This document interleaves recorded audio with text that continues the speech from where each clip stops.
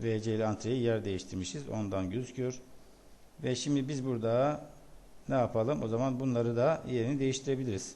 Burayı düzeltebiliriz. Ne yapabilirim ben bunu? Tekrar VC ile antreyi yer değişecekse Ctrl C, Ctrl V diye düzeltebilirim. Buraya da VC yazalım. W. Evet.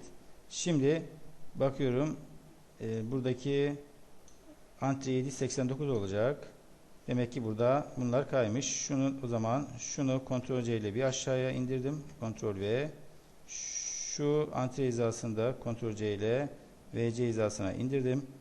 Bunu da değiştireceğiz arkadaşlar. Bakalım doğru mu? 411 VC olacak. Evet. Antrede şimdi yazalım 789.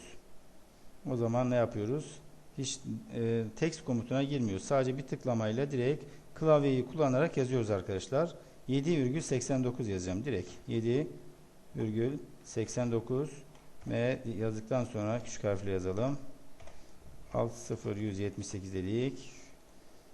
Evet. En sonunda sadece 6,11 kaldı. Evet. 6,11 ve 60178. Evet.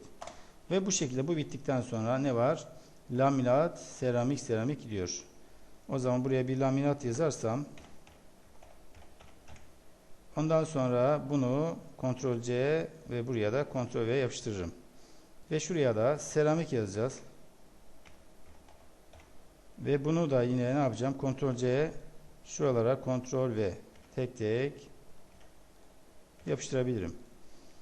Bunu da yaptım ve şurada su bazlı boya 2 tane var.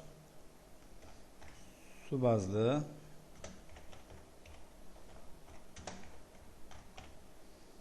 ve bunu ne yapacağım? Kopyalayacağım. Buraya yapıştıracağım.